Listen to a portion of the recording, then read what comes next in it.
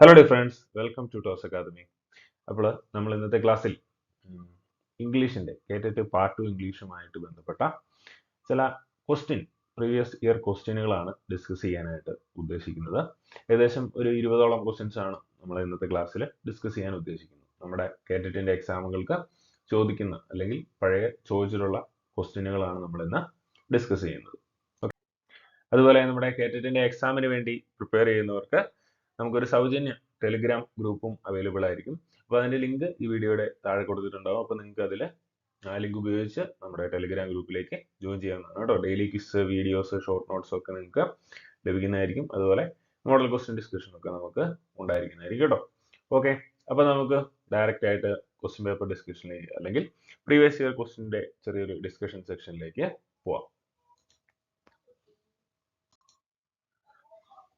Okay, അപ്പോൾ ആദ്യത്തെ ചോദ്യം, which of the following is grammatically acceptable?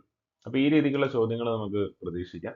Grammatically ശരിയായിട്ടുള്ളത് ഏത് എന്നുള്ള രീതിക്കുള്ള ചോദ്യങ്ങൾ നമുക്ക് പ്രതീക്ഷിക്കാം. അപ്പോൾ ഇവിടെ ഓപ്ഷനിൽ did you came yesterday, do you come yesterday, did you come yesterday, do you came yesterday, ഇത്ര ഓപ്ഷൻസ് ആണുള്ളത്. എല്ലാം ഏകദേശം സെയിം ആയിട്ട് നിങ്ങൾക്ക് തോന്നുന്നുണ്ട് അല്ലേ? അപ്പോൾ ഇതൊക്കെ എങ്ങനെ നമുക്ക് ഒഴിവാക്കാം, എങ്ങനെ ശരിയായിട്ടുള്ള ഉത്തരത്തിലേക്ക് എത്തിച്ചേരാം എന്നുള്ളതാണ് നമ്മളിവിടെ നോക്കുന്നത്. അപ്പോൾ ഡിഡ് യു കം യെസ്റ്റർഡേ എന്ന് ചോദിക്കുമ്പോൾ അതവിടെ ഇരിക്കട്ടെ. അടുത്തത് do you come yesterday. Do you come yesterday, അതായത് യെസ്റ്റർഡേ എന്ന് പറയുമ്പോൾ തന്നെ അത് പാസ്റ്റ്, പഴയ ഒരു കാര്യം എന്ന് പറയുന്ന ആ ഒരു സെൻസിലേക്ക് പോയി കഴിഞ്ഞു. നമ്മൾ ഡു യൂസ് ചെയ്യുന്നത് പ്രസന്റ് ടെൻസിലാണ്. അതുകൊണ്ട് ഡു വരുന്ന രണ്ട് ഓപ്ഷനുകൾ നമുക്ക് ഒഴിവാക്കാം. ഓക്കെ, അപ്പോൾ രണ്ട് ഓപ്ഷൻ ഒഴിവാക്കി. ഇനി നമുക്ക് ബാക്കിയുള്ള ഏതാണ്? സിയും ഓപ്ഷൻ എയും ഓപ്ഷൻ സിയും മാത്രമാണ് നമുക്ക് ഉള്ളത്. അപ്പോൾ ഡിഡ് ആണ് നമ്മൾ പാസ്റ്റ് ടെൻസിൽ പഴയ കാര്യങ്ങളെ സൂചിപ്പിക്കാനായിട്ട് നമ്മൾ ഡിഡ് ആയിരിക്കും ഉപയോഗിക്കുക. അപ്പം എയോ സിയോ ആണ് ഉത്തരം വരുന്നത്. അപ്പോൾ നമ്മൾ ആദ്യം ഓപ്ഷൻ എ നോക്കി. ഡിഡ് യു കെയിം യെസ്റ്റർഡേ എന്നാണ് പറഞ്ഞിരിക്കുന്നത്. അപ്പോൾ കെയിം എന്ന് പറയുന്നത് വീണ്ടും പാസ്റ്റ് ടെൻസ് തന്നെയാണ് അല്ലേ? കമ്മിന്റെ V2 ഫോമാണ് എന്തെന്ന് പറയുന്നത്? കെയിം എന്ന് പറയുന്നത്. അപ്പം ഡിഡ് എന്ന് പറയുമ്പോൾ ഓൾറെഡി അത് പാസ്റ്റ് ടെൻസിലേക്ക് മാറിക്കഴിഞ്ഞു. അതിനുശേഷം പിന്നീട് വീണ്ടും കെയിം എന്ന് ഉപയോഗിക്കേണ്ട ആവശ്യം വരുന്നില്ല. ഡിഡ് പ്ലസ് കം എന്ന് പറഞ്ഞു കഴിഞ്ഞാൽ കെയിം ആയി കഴിഞ്ഞു ഓൾറെഡി. ക്ലിയർ ആണല്ലോ? അപ്പോൾ അതുകൊണ്ട് ഓപ്ഷൻ എയും റോങ് ആണ്. അപ്പം ശരിയായിട്ടുള്ള ഉത്തരം എന്ന് പറയുന്നത് ഡിഡ് യു കം യെസ്റ്റർഡേ എന്നുള്ളതാണ്. അപ്പോൾ ഓർത്തിരിക്കുക, ഡിഡിന് ശേഷം നമ്മൾ എപ്പോഴും വെർബിന്റെ ഫസ്റ്റ് ഫോമേ ഉപയോഗിക്കാവുള്ളൂ.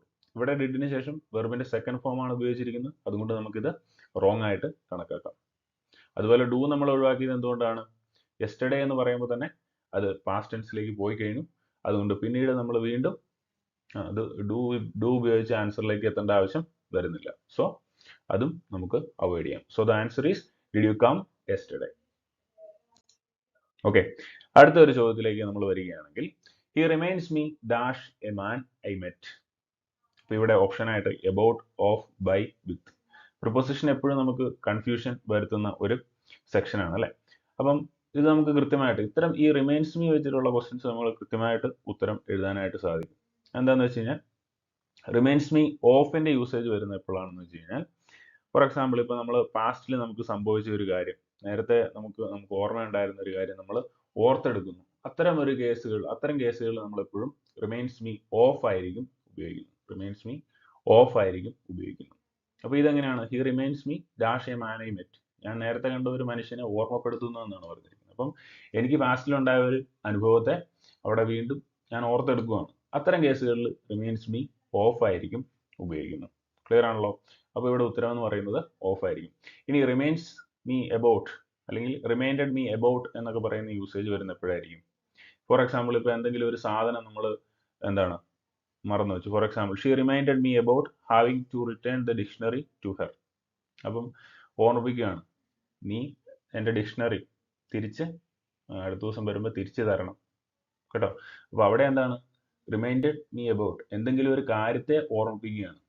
ഫോർ എക്സാമ്പിൾ എന്തെങ്കിലും ഒരു സാധനം എടുത്ത ഒരു സാധനം ഇന്ന ദിവസത്തിനകം തിരിച്ചു തരണം, അല്ലെങ്കിൽ ഞാൻ കുറച്ച് പൈസ വേറൊരാൾക്ക് കടം കൊടുത്തിട്ടുണ്ട്, അത് ഇത്ര ദിവസത്തിനകം തിരിച്ചു തരണം എന്നൊക്കെ പറയാണ്. അത്തരം കേസുകളാണെങ്കിൽ നമുക്ക് എന്തുപയോഗിക്കാം? എബൌട്ട് ഉപയോഗിക്കാം. റിമൈൻഡഡ് മീ എബൌട്ട് എന്നൊക്കെ നമുക്ക് പറയാം. ക്ലിയർ ആണല്ലോ? അപ്പം നമുക്ക് എന്തെങ്കിലും സംഭവിച്ച കാര്യങ്ങൾ നമ്മളെ വീണ്ടും ഓർമ്മപ്പെടുത്തുന്ന അത്തരം എന്തെങ്കിലും സംഭവങ്ങൾ പിന്നീട് വന്നു, അത്തരം കേസുകളിൽ നമ്മൾ റിമൈൻസ് മീ ഓഫ് എന്ന് പറയുന്ന ആ ഒരു യൂസേജ് ആയിരിക്കും ഉപയോഗിക്കുന്നത്. ക്ലിയർ ആണല്ലോ? ഓക്കെ. അടുത്ത I look forward to dash. Option ആയിട്ട് meeting you, met you, meet you, meets you, ഇത്ര ഓപ്ഷൻസ് ആണ് നമുക്കുള്ളത്. അപ്പോൾ ഇവിടെ നമ്മൾ ഓർത്തിരിക്കേണ്ട കാര്യം I look forward to, get use to, accustomed to, ഇത്തരം യൂസേജുകൾക്ക് ശേഷം എപ്പോഴും വെർബിന്റെ ING ഫോം ആയിരിക്കും ആൻസർ ആയിട്ട് വരുന്നത്. അപ്പോൾ അതുകൊണ്ട് നമുക്ക് ധൈര്യമായിട്ട് ഉത്തരത്തിലേക്ക് പോകാം. Meeting you, I look forward to meeting you. Look forward ടുവിൻ്റെ കൂടെ മാത്രമല്ല accustomed to, get used to, ഇത്തരം യൂസേജുകൾക്കെല്ലാം ശേഷം നമ്മൾ വെർബിന്റെ ING ഫോമുകളായിരിക്കും ഉപയോഗിക്കുന്നത്. അപ്പോൾ ഈ ലുക്ക് ഫോർവേഡ് ടു എന്ന് പറയുന്ന ഈ ഒരു യൂസേജുമായി ബന്ധപ്പെട്ട ചോദ്യങ്ങൾ റിപ്പീറ്റഡ് ആയിട്ട് ചോദിക്കാറുണ്ട്. അതുകൊണ്ട് ഓർത്തിരിക്കുക, ലുക്ക് ഫോർവേഡ് ടുവിന് ശേഷം എപ്പോഴും വെർബിന്റെ ING ഫോം ആയിരിക്കും ഉപയോഗിക്കുന്നത്. അതുകൊണ്ട് ഇവിടെ ഉത്തരമായിട്ട് വരുന്നത് മീറ്റിംഗ് യു എന്നുള്ളതായിരിക്കും. I look forward to meeting you. Okay, അടുത്തതായിട്ട് ഒരു ചോദ്യം. They admire her the most. Which word out of this following is opposite in meaning to admire? അപ്പം ക്വസ്റ്റ്യൻ കുറച്ച് നീട്ടി ചോദിച്ചിട്ടുണ്ടെങ്കിലും ചോദ്യം എന്ന് പറയുന്നത് ഇത്രേ ഉള്ളൂ. അഡ്മയർ എന്ന് പറയുന്ന ആ ഒരു പദത്തിന്റെ ഓപ്പോസിറ്റ് എന്താണ്? They admire her the most. Admire എന്ന് പറഞ്ഞു കഴിഞ്ഞാൽ അംഗീകരിക്കുക എന്നൊക്കെയുള്ള അർത്ഥത്തിലാണ് നമ്മൾ പറയുന്നത്, അല്ലെങ്കിൽ ഇഷ്ടപ്പെടുക എന്നൊക്കെ ആ ഒരു മീനിങ്ങിലാണ് നമ്മൾ അഡ്മയർ എന്ന പദം ഉപയോഗിക്കുന്നത്. അപ്പോൾ അതിന്റെ ഓപ്പോസിറ്റ് ആയിട്ട് വരുന്നത് എന്താണ്? Defend, disappoint, detest, display. എന്താണ് ആൻസർ? ഡിറ്റസ്റ്റ് എന്നുള്ളതായിരിക്കും ഉത്തരമായിട്ട് വരിക. ഡിറ്റസ്റ്റിന്റെ അർത്ഥം എന്ന് പറയുന്നത് ഹെയ്റ്റ്, ഡിസ്ലൈക്ക്, ഇന്റൻസ്ലി എന്നൊക്കെയാണ് നമ്മൾ ഡിറ്റസ്റ്റ് എന്ന് പറയുന്ന ആ ഒരു പദം കൊണ്ട് ഉപയോഗിക്കുന്നത്. ഹെയ്റ്റ് അല്ലെങ്കിൽ ഡിസ്ലൈക്ക്, ഇന്റൻസ്ലി. ഓക്കെ, ക്ലിയർ ആണല്ലോ? ഓക്കെ, അപ്പോൾ ഓർത്തിരിക്കുക, അഡ്മയറിന്റെ ഓപ്പോസിറ്റ് ആയിട്ട് നമുക്ക് പറയാവുന്നത് ഡിറ്റസ്റ്റ്. അഡ്മയർ എന്ന് പറഞ്ഞാൽ അംഗീകരിക്കുക അല്ലെങ്കിൽ ഇഷ്ടപ്പെടുക എന്നൊക്കെയുള്ള അർത്ഥത്തിലാണ്. ഡിറ്റസ്റ്റ് എന്ന് പറഞ്ഞു കഴിഞ്ഞാൽ ഹെയ്റ്റ്, വെറുക്കുക, അല്ലെങ്കിൽ ഡിസ്ലൈക്ക്, ഇന്റൻസ്ലി എന്നൊക്കെയുള്ള അർത്ഥത്തിലാണ് ഉപയോഗിക്കുക. ഓക്കെ, അടുത്തത് ഇനി ക്വസ്റ്റ്യൻ ടാഗ് ആണിത്. All are happy. All are happy എന്ന് പറഞ്ഞൊരു സെന്റൻസ്, ഇതിന്റെ ക്വസ്റ്റ്യൻ ടാഗ് ആണ് ചോദിച്ചിരിക്കുന്നത്. അപ്പോൾ എന്തായിരിക്കും ഇവിടെ ഉത്തരം വരിക? ഓൾ ആർ ഹാപ്പി എന്ന് പറയുന്നത് ഒരു പോസിറ്റീവ് സെന്റൻസ് ആണ്. ക്വസ്റ്റ്യൻ ടാഗിൽ നമ്മൾ എപ്പോഴും ശ്രദ്ധിക്കേണ്ടത് പോസിറ്റീവ് സെന്റൻസ് ആണെങ്കിൽ നെഗറ്റീവ് ടാഗ് ഉപയോഗിക്കണം എന്നുള്ളതാണ് ഏറ്റവും ഇമ്പോർട്ടൻ്റ് ആയിട്ടുള്ള റൂൾ, അല്ലേ? അപ്പോൾ നമുക്ക് പോസിറ്റീവ് ആയിട്ടുള്ള ടാഗുകളൊക്കെ ആദ്യം തന്നെ കട്ട് ചെയ്ത് കളയാം. ആർദേ അല്ല, ഇനി ഈസിൻഡിറ്റും ഈസിറ്റും അല്ല, പിന്നെ ബാക്കിയുള്ള ഏതാണ്? ആറിൻഡ്, ദേ ആണ്. ഓക്സിലറി വെർബിനനുസരിച്ചാണല്ലോ നമ്മളെപ്പോഴും ടാഗ് ക്രിയേറ്റ് ചെയ്യുന്നത്. അപ്പം ഓൾ ആർ ഹാപ്പി, അപ്പോൾ ഇവിടെ നമുക്ക് വരാവുന്നത് ആറിൻഡ്, ദേ ആയിരിക്കും ഉത്തരമായിട്ട് വരുന്നത്. ക്ലിയർ ആണല്ലോ? അതുപോലെ ദേ എന്ന് പറയുന്ന ടാഗ് യൂസ് ചെയ്യുന്നത് എവിടെയാണ് നമ്മൾ പറഞ്ഞിട്ടുണ്ട്. നമ്മുടെ ക്ലാസ്സുകൾ കൂടിയവർക്ക് അറിയാം. അല്ലെങ്കിൽ ജസ്റ്റ് എന്ന് പറയുകയാണ് every one, everybody, no one, nobody, no one, nobody, someone, somebody, all, ഇതിൻ്റെയൊക്കെ കൂടെ നമ്മൾ ദേ എന്ന് പറയുന്ന ടാഗ് ആയിരിക്കും യൂസ് ചെയ്യുക. ഓക്കെ, അതുകൊണ്ടാണ് നമ്മൾ ഇവിടെയും ദേ എന്ന് പറയുന്ന ടാഗ് തന്നെ യൂസ് ചെയ്തിരിക്കുന്നത്. അപ്പോൾ ഇവിടെ ഉത്തരം എന്താണ്? All are happy, aren't they എന്നുള്ളതായിരിക്കും ഇവിടെ നമുക്ക് ഉത്തരമായിട്ട് വരിക. ക്ലിയർ ആണല്ലോ? ഓക്കെ, അടുത്ത് why are you late? The teacher ask the boy. This can be reported as. അപ്പോൾ റിപ്പോർട്ടർ സ്പീച്ചുമായിട്ട് ബന്ധപ്പെട്ട ഒരു ചോദ്യമാണ് ഇവിടെ കൊടുത്തിരിക്കുന്നത്. Why are you late? The teacher ask the boy. Why was he late? The teacher ask the boy. Why he was late? The teacher ask the boy. Why he is late? The teacher ask the boy. Why is he late? അപ്പോൾ ഇതിന്റെ ഉത്തരമായിട്ട് എന്താണ് വരിക? ഈ സമാർ വന്നു കഴിഞ്ഞാൽ was or wear ആയിട്ട് മാറുന്നു. നമ്മുടെ റൂളിൽ നമ്മൾ പറഞ്ഞിട്ടുണ്ട്, അല്ലേ? ഈ സമാർ വന്നു കഴിഞ്ഞാൽ, അതായത് നമ്മുടെ ക്വസ്റ്റ്യനിൽ ഈ സമാർ വന്നു കഴിഞ്ഞാൽ അത് നമ്മൾ റിപ്പോർട്ട് ചെയ്യുമ്പോഴത്തേക്കും വാസ് ഓർ വെയർ എന്നുള്ള ആ ഒരു രീതിയിലേക്ക് മാറും. അപ്പോൾ വാസ് ഓർ വെയർ വന്നിരിക്കുന്നത് എവിടേക്കാണെന്ന് നമുക്ക് നോക്കാം. ഈസ് വന്നിരിക്കുന്ന ഓപ്ഷൻസ് നമുക്ക് ആദ്യം തന്നെ കട്ട് ചെയ്ത് കളയാം. സിയും ഡിയും, ഈ രണ്ട് ഓപ്ഷൻസ് നമുക്ക് ആദ്യമേ തന്നെ കട്ട് ചെയ്ത് കളയാം, അല്ലേ? പിന്നെ ബാക്കിയുള്ളത് the teacher ask the boy. Why was he late? The teacher ask the boy. Why he was late? അപ്പോൾ ഇനി അടുത്തത് നമ്മൾ ശ്രദ്ധിക്കേണ്ട കാര്യം, റിപ്പോർട്ട് ചെയ്യുമ്പോൾ ഇങ്ങനെ ചോദ്യം രൂപേണയുള്ള ചോദ്യങ്ങൾ, അല്ലേ? ചോദ്യം രൂപേണയുള്ള റിപ്പോർട്ട് ചെയ്യാനുള്ള കേസുകൾ, ക്വസ്റ്റ്യൻ വേർഡ് ടൈപ്പ് സെന്റൻസുകളുടെ കേസിൽ നമ്മളെപ്പോഴും റിപ്പോർട്ട് ചെയ്യുമ്പോൾ സബ്ജക്റ്റ് ആയിരിക്കണം ആദ്യം വരേണ്ടതെന്ന് നമ്മൾ പറഞ്ഞിട്ടുണ്ട്, അല്ലേ? അപ്പോൾ അതുകൊണ്ട് സബ്ജക്റ്റ് ആദ്യം വരുന്നത് എവിടെയാണെന്ന് നോക്കുക. ആദ്യത്തെ കേസിൽ the teacher ask the boy why was he late. അപ്പോൾ ഇവിടെ സബ്ജക്റ്റ് ആണോ ആദ്യം വന്നിരിക്കുന്നത്? വാസ് ആണ് വന്നിരിക്കുന്നത്. വെർബാണ് ആദ്യം വന്നിരിക്കുന്നത്. അപ്പോൾ അതുകൊണ്ട് നമുക്ക് ഇതും ഒഴിവാക്കാം. അപ്പോൾ ഉത്തരം എന്ന് പറയുന്നത് ഓപ്ഷൻ ബി ആയിരിക്കും. The teacher ask the boy why he was late. He was late. ഇവിടെ സബ്ജക്റ്റ് ആണ് ആദ്യം വന്നിരിക്കുന്നത്, അതിനുശേഷമാണ് വെർബ് വന്നിരിക്കുന്നത് അല്ലേ. Y he was late. Clear ആണല്ലോ. അപ്പോൾ നമ്മുടെ ഉത്തരം എന്ന് പറയുന്നത് ഓപ്ഷൻ ബി ആയിരിക്കും. അപ്പോൾ റിപ്പോർട്ടഡ് സ്പീച്ചിൽ ഈസാമാർ വന്നു കഴിഞ്ഞാൽ നമ്മളത് ഇൻഡയറക്റ്റ് സ്പീച്ചിലേക്ക് മാറ്റുമ്പോഴത്തേക്കും വാസ് ഓർ വെയർ ഉപയോഗിച്ചായിരിക്കും നമ്മളത് മാറ്റുന്നത്. ക്ലിയർ ആണല്ലോ. അപ്പോൾ ഇങ്ങനെ എലിമിനേറ്റ് ചെയ്ത് നമുക്ക് ഇത്തരം എക്സാമുകൾക്ക് ഉത്തരത്തിലേക്ക് എത്തിപ്പെടാൻ പറ്റും. അപ്പം നമ്മൾ ഗ്രാമർ ഫുള്ളായിട്ട് എല്ലാം അറിഞ്ഞ് പഠിച്ചില്ലെങ്കിലും നമുക്ക് ഉത്തരത്തിലേക്ക് എത്തിച്ചേരാൻ പറ്റും. ഇങ്ങനെ എന്താ പറയുക, ഈ ഒരു അവയർനെസ് നമുക്കുണ്ടെങ്കിൽ. ഈസാമാർ വന്നു കഴിഞ്ഞാൽ വാസ് ഓർ വെയർ വരും എന്ന് പറയുന്ന ആ ഒരു അവയർനെസ് നമുക്കുണ്ടെങ്കിൽ നമുക്ക് പല ഓപ്ഷനുകളെയും ഒഴിവാക്കിക്കൊണ്ട് ഉത്തരത്തിലേക്ക് എത്തുവാനായിട്ട് സാധിക്കും. ഓക്കെ, അടുത്ത ചോദ്യത്തിലേക്ക് നമ്മൾ വരികയാണെങ്കിൽ ഇത് ഇഫ് ക്ലോസ് ആണ് കേട്ടോ. ഇഫ് ക്ലോസുമായിട്ട് ബന്ധപ്പെട്ട ഒരു ചോദ്യമാണ്. If I drop the glass, ഞാൻ എൻ്റെ കയ്യിൽ നിന്ന് എൻ്റെ ഗ്ലാസ് ഡ്രോപ്പ് ആയി കഴിഞ്ഞാൽ എന്ത് സംഭവിക്കും? അത് ഇഫ് ക്ലോസ് വെച്ചിട്ട് നമുക്ക് എഴുതണം. ഓക്കെ, അപ്പോൾ ഇഫ് പ്ലസ് വെർബിന്റെ സെക്കൻഡ് ഫോം വന്നു കഴിഞ്ഞാൽ എന്താണ് ഉപയോഗിക്കേണ്ടത് നമ്മൾ പഠിച്ചിട്ടുണ്ട് അല്ലേ. എന്താണ് ഉപയോഗിക്കേണ്ടത്? ഐ ഡ്രോപ്ഡ് എന്ന് പറയുന്ന വെർബിന്റെ സെക്കൻഡ് ഫോം ആണ്. വെർബിന്റെ സെക്കൻഡ് ഫോം വന്നു കഴിയുമ്പോൾ നമ്മൾ would, should, could, might plus വെർബിന്റെ ഫസ്റ്റ് ഫോം ആണ് ഉപയോഗിക്കേണ്ടതെന്ന് പഠിച്ചിട്ടുണ്ട് അല്ലേ. Would, should, could or might plus വെർബിന്റെ ഫസ്റ്റ് ഫോം ആണ് ഉപയോഗിക്കേണ്ടതെന്ന് നമ്മൾ പറഞ്ഞിട്ടുണ്ട്. അപ്പോൾ ഇവിടെ ഉത്തരം വരുന്നത് എന്തായിരിക്കും? ഓപ്ഷൻസ് നമുക്ക് നോക്കാം. It would have broken. Would have use ചെയ്യേണ്ട ആവശ്യമുണ്ടോ? ഇല്ല. അപ്പോൾ അത് നമുക്ക് ഒഴിവാക്കാം. It will have broken. ശരിയാണോ? അല്ല. It will break. ശരിയാണോ? അല്ല. അപ്പോൾ ഉത്തരം എന്താണ്? ഇനി ഒരു ഓപ്ഷൻ നമുക്ക് ബാക്കിയുള്ളൂ. ഇതാണ് ശരിയായിട്ടുള്ള ഉത്തരം. It would break. If I drop the glass it would break. അപ്പോൾ നമ്മുടെ റൂൾ ശരിയല്ലേ നോക്കിയാൽ. If I drop the glass വന്നു. അതിനുശേഷം നമുക്ക് ഉപയോഗിക്കേണ്ട റൂൾ എന്ന് പറയുന്നത് വെർബിന്റെ സെക്കൻഡ് ഫോം വന്നു കഴിഞ്ഞാൽ would, should, could, might plus വെർബിന്റെ ഫസ്റ്റ് ഫോം ആണ് ഉപയോഗിക്കേണ്ടത് നമുക്കറിയാം. അപ്പോൾ ഉത്തരം വരുന്നത് എന്താണ്? ഇറ്റ് വുഡ് ബ്രേക്ക് എന്നുള്ളതായിരിക്കും ഉത്തരമായിട്ട് വരിക. So option D is the correct answer. Okay, അപ്പോൾ അടുത്ത ചോദ്യം ശ്രദ്ധിക്കാം. They built the bridge across the river in 2001. The sentence can also be written without changing the meaning as. അപ്പോൾ ഇവിടെ ചോദിച്ചിരിക്കുന്ന ചോദ്യം എന്ന് പറയുന്നത്, നമുക്കൊരു സെന്റൻസ് തന്നിട്ടുണ്ട്. അപ്പോൾ ഇതിന്റെ മീനിങ്ങിൽ വ്യത്യാസമില്ലാതെ നമുക്ക് ഒന്ന് ചേഞ്ച് ചെയ്യണം. ശരിക്കും പറഞ്ഞു കഴിഞ്ഞാൽ ചോദ്യം ഇത്രേ ഉള്ളൂ. ആക്റ്റീവ് വോയിസിൽ നിന്ന് പാസീവ് വോയിസിലേക്ക് ഈ സെന്റൻസിനെ നമുക്ക് കൺവേർട്ട് ചെയ്യണം. ഇത് ആക്റ്റീവ് വോയിസിലാണ് നമുക്ക് സെന്റൻസ് തന്നിരിക്കുന്നത്. ആക്റ്റീവ് വോയിസ് നമുക്ക് പറഞ്ഞാൽ എന്താണെന്ന് നമുക്കറിയാം അല്ലേ. കർത്താവിന് കൂടുതൽ പ്രാധാന്യമുള്ള സെന്റൻസുകൾ നമ്മൾ ആക്റ്റീവ് വോയിസ് എന്ന് പറയുന്നു. കർമ്മത്തിന് കൂടുതൽ പ്രാധാന്യമുള്ള സെന്റൻസിനെ നമ്മൾ പാസീവ് വോയിസ് എന്ന് പറയുന്നു.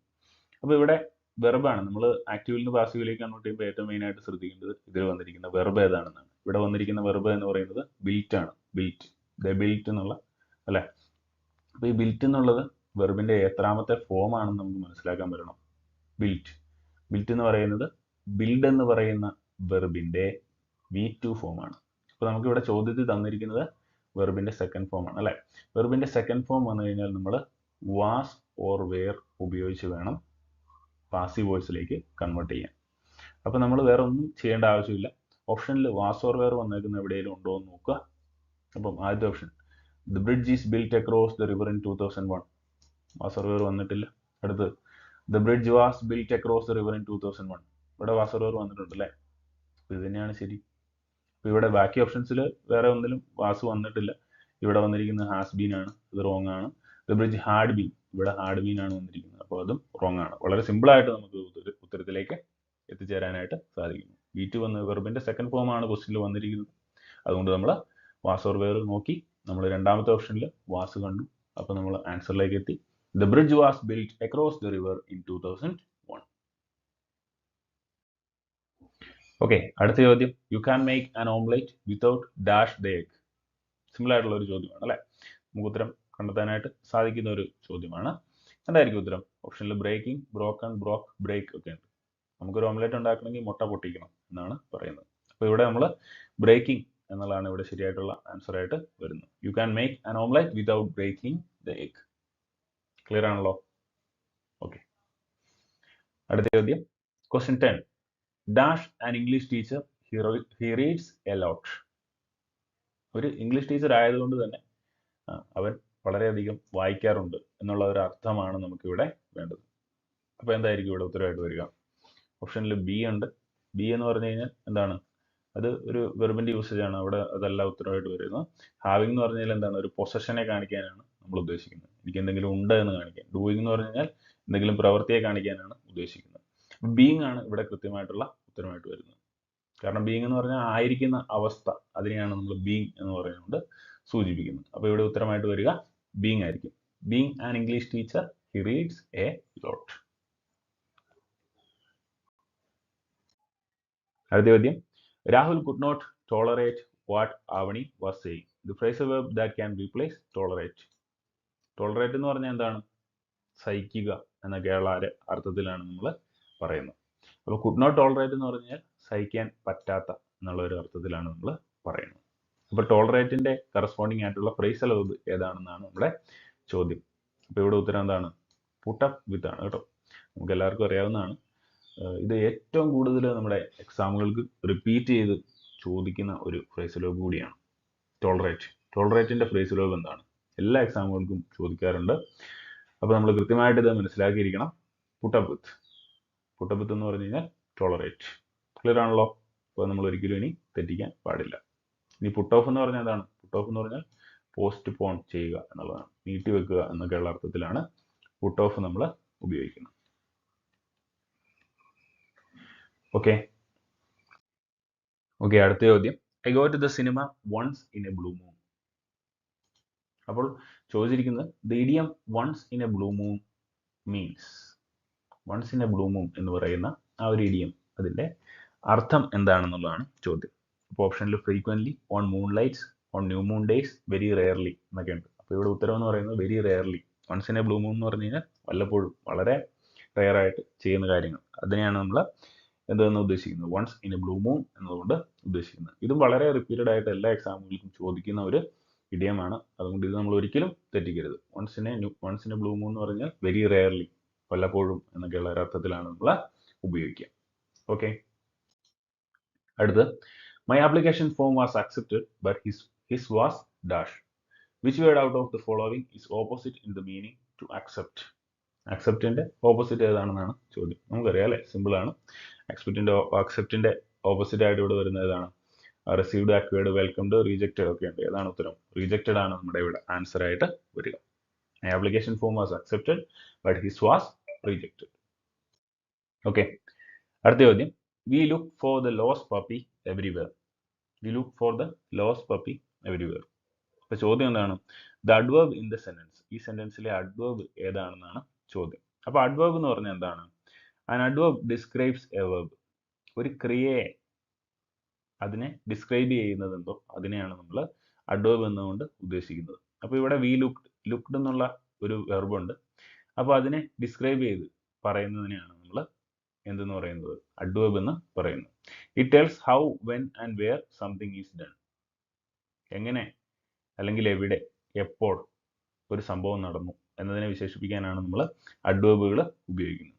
അപ്പോൾ ഇവിടെ ലുക്ഡ് എവിടെയാണ് നോക്കിയത്? എവരിവെയർ, എല്ലായിടത്തും നോക്കി. അപ്പോൾ ഈ ലുക്ഡ് എന്ന് പറയുന്ന വെർബിനെ ഒന്ന് ഡിസ്ക്രൈബ് ചെയ്യാനായിട്ട് നമ്മൾ ഉപയോഗിച്ചിരിക്കുന്ന അഡ്വേർബ് ആണ് എവരിവെയർ. അപ്പോൾ ഇവിടെ ആൻസർ ആയിട്ട് വരുന്നത് എന്താണ്? എവരിവെയർ ആയിരിക്കും ഉത്തരമായിട്ട് വരിക. ക്ലിയർ ആണല്ലോ? ഓർത്തിരിക്കുക, അഡ്വേർബ് എന്ന് പറഞ്ഞാൽ എന്താണ്? An adverb describes A verb. ഒരു വെർബിനെ ഡിസ്ക്രൈബ് ചെയ്യാനായിട്ടാണ് നമ്മൾ അഡ്വേർബ് ഉപയോഗിക്കുന്നത്. വെർബ് എന്ന് പറഞ്ഞാൽ ക്രിയ, അഡ്വേർബ് എന്ന് പറഞ്ഞാൽ ക്രിയാ വിശേഷണം. അടുത്തത്, man the what dash wonderful animal. Fill in the blank with the most appropriate article. ആർട്ടിക്കിൾസിന്റെ യൂസേജ് ആണ്. ആർട്ടിക്കിൾ ഏതൊക്കെയാണെന്ന് നമുക്കറിയാം. A, an, the. ഇതാണ് മൂന്ന് മെയിൻ ആയിട്ട് നമ്മൾ യൂസ് ചെയ്യുന്ന ആർട്ടിക്കിളുകൾ. അപ്പോൾ ഇവിടെ എന്ന് പറഞ്ഞാൽ മാൻ the what A wonderful animal എന്നാണ് ഉത്തരമായിട്ട് വരിക. അതൊരു സ്റ്റേറ്റ്മെന്റ് ആയിട്ട് നമ്മൾ പറയുന്നതാണ് അല്ലേ. അടുത്ത്, identify the grammatically incorrect sentence from the following. ഇപ്പം ഗ്രാമാറ്റിക്കലി ഇൻകറക്റ്റ് ആയിട്ടുള്ള സെന്റൻസ് ഏതാണെന്നാണ് നമുക്കിവിടെ ചോദ്യമായിട്ട് വന്നിരിക്കുന്നത്. അപ്പോൾ ഓപ്ഷൻസ് നോക്കുക. The stray cat was adopted by the Shah family. We went to the mountains on our vacations. The girls are planning a surprise party today evening. The boys shouted as the ball rolled into the goal post. അപ്പോൾ നമ്മൾ ഇതിനകത്ത് ശ്രദ്ധിച്ച് നോക്കുക. ആദ്യത്തേൽ the stray കാറ്റ് adopted by the Shah family, വേറൊന്നും കാണാൻ പറ്റുന്നില്ല. The girls are planning a surprise party today evening, Girls are planning a surprise party today evening. എററൊന്നും കാണുന്നില്ല. The boy shouted as the ball rolled into the goal post. അതിലും പ്രശ്നമൊന്നും കാണുന്നില്ല. We went to the mountains on our vacations. പിന്നെ ഇതാണ് ബാക്കിയുള്ളത്. ഇതിലും വലിയ പ്രശ്നങ്ങളൊന്നുമില്ല, പക്ഷേ ചെറിയൊരു പ്രശ്നമുണ്ട്. എന്താണ്? വെക്കേഷൻസ് എന്ന് പറയുന്ന യൂസേജ് നമ്മൾ ഉപയോഗിക്കില്ല. ഓൺ അവർ വെക്കേഷൻ എന്ന് ഉപയോഗിച്ചാൽ മതി. അപ്പോൾ ഓർത്തിരിക്കുക, നമ്മളും ഇടയ്ക്ക് പറയാറുണ്ടല്ലോ, ചിലപ്പോൾ വെക്കേഷൻസ് എന്നൊക്കെ നമ്മൾ യൂസ് ചെയ്യാറുണ്ടായിരിക്കും. അപ്പോൾ ഈ സമ്മർ വെക്കേഷൻസ്, വിൻ്റർ വെക്കേഷൻസ് എന്നൊക്കെ നമ്മൾ യൂസ് ചെയ്യാറുണ്ട്, പക്ഷേ അത് തെറ്റാണ്. ഓർത്തിരിക്കുക, വെക്കേഷൻസ് എന്ന് പറയുന്ന യൂസേജ് തെറ്റാണ്. വെക്കേഷൻ എന്ന് നമ്മൾ ഉപയോഗിച്ചാൽ മതിയാവും. ക്ലിയർ ആണല്ലോ? അപ്പോൾ അത് കൃത്യമായിട്ട് ഓർത്തിരിക്കുക. വെക്കേഷൻസ് എന്ന് പറയുന്ന ഒരു യൂസേജ് ഇല്ല, വെക്കേഷൻ എന്ന് ഉപയോഗിച്ചാൽ മതി. ക്ലിയർ ആണല്ലോ? അപ്പോൾ ഓപ്ഷൻ ബി ആണ് ഇവിടെ ഗ്രാമാറ്റിക്കലി ഇൻകറക്റ്റ് ആയിട്ട് വരുന്നത്. അടുത്ത, our new maths teacher remains me dash. വീണ്ടും റിമെയിൻസ് മീയുടെ യൂസേജ് നമ്മൾ നേരത്തെ ഒന്ന് പറഞ്ഞിരുന്നു. ഇതും അതിൻ്റെ തന്നെ ക്വസ്റ്റൻ ആണ്. Remains me of my uncle, അല്ലേ? എന്തെങ്കിലും സാധനത്തെക്കുറിച്ച് പറയുമ്പോൾ നമുക്ക് എന്താണ് എബൌട്ട് യൂസ് ചെയ്യാൻ നമ്മൾ പറഞ്ഞു. പക്ഷേ ഇവിടെ എന്തെങ്കിലും ഒരു സംഭവത്തെക്കുറിച്ച് അല്ലെങ്കിൽ ഏതെങ്കിലും ഒരു വ്യക്തിയെക്കുറിച്ചൊക്കെ നമ്മൾ ഇങ്ങനെ ഓർക്കുമ്പോൾ നമ്മൾ ഓഫ് എന്ന് പറയുന്ന ആ ഒരു യൂസേജ് ആയിരിക്കും ഉപയോഗിക്കുക. Our new maths teacher remains me of my uncle. അടുത്തത്, the sentence Shiva was flying a kite can be express changing the meaning. അപ്പോൾ ഇതും എന്താണ് ആക്റ്റീവ് വോയിസിൽ തന്നിരിക്കുന്ന ഒരു സെന്റൻസിനെ പാസീവ് വോയിസിലേക്ക് മാറ്റാൻ വേണ്ടിയിട്ടാണ്. അപ്പം ഇവിടെ വാസ് ആണ് വന്നിരിക്കുന്നത്. വാസ് വന്നു കഴിഞ്ഞാൽ was or were plus being ആണ് ഉപയോഗിക്കേണ്ടത്, നമുക്ക് അറിയാം. ആക്റ്റീവ് വോയിസിൽ വാസ് വന്നു കഴിഞ്ഞാൽ was or were plus being ഉപയോഗിച്ചാണ് നമ്മൾ ആക്റ്റീവ് വോയിസിൽ എഴുതുന്നത്. അപ്പോൾ ഇതിൻ്റെ ഉത്തരം എന്ന് പറയുന്നത് a kite was being flown by Shiva എന്നുള്ളതായിരിക്കും, അല്ലേ? വാസ് ബീയിങ് വന്നിരിക്കുന്ന ഇവിടെയല്ലേ ഉള്ളൂ. Kite was being flown by Shiva. അപ്പോൾ ഇവിടെ ഒബ്ജക്റ്റ് എന്ന് പറയുന്നത് കൈറ്റ് ആണ്. കൈറ്റിനെ അല്ല, പട്ടമല്ല പറത്തിയത്. അപ്പോൾ നമ്മൾ പട്ടം എ കൈറ്റ് എന്നുള്ളത് ആദ്യം എഴുതി, അതിനുശേഷം നമ്മുടെ ആക്റ്റീവ് വോയിസിൽ വാസ് വന്നുകൊണ്ട് was or were plus being ഉപയോഗിച്ചു. കൈറ്റ് എന്ന് പറയുന്നത് സിംഗുലർ ആയതുകൊണ്ട് നമ്മൾ വാസ് ഉപയോഗിച്ചു, അല്ലേ? അതിന് പ്ലൂറൽ ആയിരുന്നെങ്കിൽ വേർ ഉപയോഗിക്കായിരുന്നു, അല്ലേ? കൈറ്റ്സ് എന്നായിരുന്നെങ്കിൽ kites were being flown by Shiva എന്ന് നമുക്ക് പറയായിരുന്നു. അപ്പോൾ സിംഗിൾ ആയതുകൊണ്ട് വാസ് ഉപയോഗിച്ചു. A kite was being flown by Shiva. Clear ആണല്ലോ? അപ്പോൾ ഓർത്തിരിക്കുക, പാസീവ് വോയിസിൽ വാസ് വന്നു കഴിഞ്ഞാൽ was or were plus being ഉപയോഗിച്ച് നമ്മൾ പാസീവ് വോയിസിലേക്ക് മാറ്റും. ഓക്കെ, ഇനി അടുത്ത question number 19. So you finally bought a car. ഇത് ക്വസ്റ്റ്യൻ ടാഗാണ്. ക്വസ്റ്റ്യൻ ടാഗുമായിട്ട് ബന്ധപ്പെട്ട ഒരു ചോദ്യമാണ്. So you finally bought a car. Choose the appropriate question tag. അപ്പോൾ ഇവിടെ നോക്കാം, ഇവിടെ വെർബ് ഉണ്ടോ? ഓക്സിലറി വെർബുകൾ എന്തെങ്കിലും ഉണ്ടോ? So you finally bought a car. Auxiliary verb ഒന്നും ഇല്ല, അല്ലേ? ഇസാമാർ, വാസ്വർ, ഹാസാവ് ഇതൊന്നും ഇവിടെ വന്നിട്ടില്ല. വില്ല്, ഷാള്, ഷുഡ്, മൈറ്റ് ഇതൊന്നും വന്നിട്ടില്ല. അപ്പോൾ ഇവിടെ ഒരു മെയിൻ വെർബ് മാത്രമേ നമുക്കുള്ളൂ. ബോട്ട് എന്ന് പറയുന്ന ഒരു മെയിൻ വെർബ് മാത്രമേ നമുക്ക് ഉള്ളൂ. ഇപ്പോൾ ബോട്ട് എന്ന് പറയുന്ന വെർബിന്റെ സെക്കൻഡ് ഫോം ആണ്, അല്ലേ? ബൈ എന്ന് പറയുന്ന വെർബിന്റെ സെക്കൻഡ് ഫോം ആണ് എന്ത്? ബോട്ട് എന്ന് പറയുന്നത്. അപ്പോൾ അത് V2 ആണെന്ന് നമുക്ക് മനസ്സിലായി. അപ്പോൾ ക്വസ്റ്റ്യൻ ടാഗിൽ വെർബ് മെയിൻ ആയിട്ട് വരുന്ന കേസുകളിൽ നമ്മൾ അതിനെ സ്പ്ലിറ്റ് ചെയ്യണമെന്ന് നമ്മൾ പറഞ്ഞിട്ടുണ്ട്. ബോട്ടിനെ എങ്ങനെയാണ് നമുക്ക് സ്പ്ലിറ്റ് ചെയ്യുന്നത്? ഡിഡ് പ്ലസ് ബൈ ആണ് എന്ത്? ബോട്ട് എന്ന് പറയുന്നത്, അല്ലേ? അപ്പോൾ നമ്മൾ ഡിഡ് ഉപയോഗിച്ച് വേണം ഇവിടെ ടാഗ് എഴുതാനായിട്ട്. അപ്പോൾ ഡിഡ് എവിടെയാണ് വന്നിരിക്കുന്നത് നോക്കുക. ഡിഡ് രണ്ടിടത്ത് വന്നിട്ടുണ്ട്. ഡിഡിൻ്റെയും ഉണ്ട്, ഡിഡിയും ഉണ്ട്. പക്ഷേ ഇവിടെ സെൻറ്റൻസ് പോസിറ്റീവ് അല്ലേ? So you finally bought a car. Negative സെൻസുള്ളതൊന്നും ഇവിടെ കൊടുത്തിട്ടില്ല. അതുകൊണ്ട് നമ്മുടെ ടാഗ് നെഗറ്റീവ് ആയിരിക്കണം. നെഗറ്റീവ് ടാഗ് ആയിരിക്കണം നമ്മൾ ഉപയോഗിക്കുന്നത്. പോസിറ്റീവ് സെൻറ്റൻസ് ആയതുകൊണ്ട് നെഗറ്റീവ് ടാഗ് വേണം ഉപയോഗിക്കാൻ. അപ്പം ഉത്തരം എന്തായിരിക്കും? Didn't you. ക്ലിയർ ആണല്ലോ? ഡിഡിൻ്റ് യു ആണ് നമുക്ക് ആൻസർ ആയിട്ട് വരിക. So you finally bought a car, didn't you. അടുത്ത ചോദ്യം, you can succeed dash you work hard. Fill in the blank with most appropriate conjunction. അപ്പോൾ ചോദ്യം എന്താണ്? ഇവിടെ കൃത്യമായിട്ടുള്ള കൺജങ്ഷൻ ഉപയോഗിച്ച് ഉത്തരത്തിലേക്ക് എത്തുക. അപ്പോൾ നമ്മുടെ ചോദ്യം, you can succeed dash you work hard. നീ നന്നായിട്ട് വർക്ക് ചെയ്തില്ലെങ്കിൽ എന്നുള്ള ഒരു അർത്ഥമാണ് ഇവിടെ വരേണ്ടത്. നിനക്ക് വിജയത്തിലേക്ക് എത്താൻ സാധിക്കില്ല എന്നുള്ള ഒരു അർത്ഥമാണ് വരേണ്ടത്, അല്ലേ? അപ്പോൾ ഇവിടെ നമുക്ക് കൃത്യമായിട്ട് ഉപയോഗിക്കാൻ പറ്റുന്ന കൺജങ്ഷൻ ഏതാണ്? Unless, as, while, if. ഏതാണ്? അൺലെസ്. അൺലെസ് ആണ്, അല്ലേ, കൃത്യമായിട്ട് നമുക്ക് ഉപയോഗിക്കാൻ പറ്റുന്നത്. അപ്പോൾ അൺലെസിന്റെ അർത്ഥം എന്ന് പറയുന്നത് എന്താണ്? അൺലെസ് എന്ന് പറഞ്ഞു കഴിഞ്ഞാൽ if not. If not, if ക്ലോസിന്റെ നെഗറ്റീവ് ആണ് നമ്മൾ അൺലെസ് എന്നുകൊണ്ട് ഉദ്ദേശിക്കുന്നത്. അപ്പോൾ അത്ര മനസ്സിലാക്കിയിരുന്നാൽ മതി, അല്ലേ? അങ്ങനെ ചെയ്തില്ല എങ്കിൽ എന്നുള്ള ആ ഒരു അർത്ഥം വരാനായിട്ടാണ് അൺലെസ് എന്ന് പറയുന്ന ആ ഒരു കൺജങ്ഷൻ നമ്മൾ ഉപയോഗിക്കുന്നത്. അപ്പം ഇവിടെ അതാണ് ഏറ്റവും suited ആയിട്ട് വരുന്നത്. So the answer is you can't succeed unless you work hard. Okay, അപ്പോൾ നമ്മൾ ഇന്നത്തെ ക്ലാസ്സിൽ കേരളത്തിൻ്റെ എക്സാമുകൾക്ക് പ്രീവിയസ് ആയിട്ട് ചോദിച്ചിട്ടുള്ള ഇമ്പോർട്ടൻ്റ് ആയിട്ടുള്ള കുറേ ചോദ്യങ്ങളാണ് ഡിസ്കസ് ചെയ്തത്. അപ്പോൾ ചിലപ്പം ഈ ചോദ്യങ്ങൾ തന്നെ ഇതിൽ നമ്മൾ ഡിസ്കസ് ചെയ്ത ചോദ്യങ്ങൾ തന്നെ ചിലപ്പം റിപ്പീറ്റഡ് ആയിട്ട് ചോദിക്കാനും ചാൻസ് ഉണ്ട്. അതുകൊണ്ട് എല്ലാവരും ഇത് കൃത്യമായിട്ട് മനസ്സിലാക്കി പഠിക്കുവാനായിട്ട് ശ്രമിക്കുക. അപ്പോൾ എല്ലാവർക്കും വിജയാശംസകൾ നേരുന്നു. Thank you.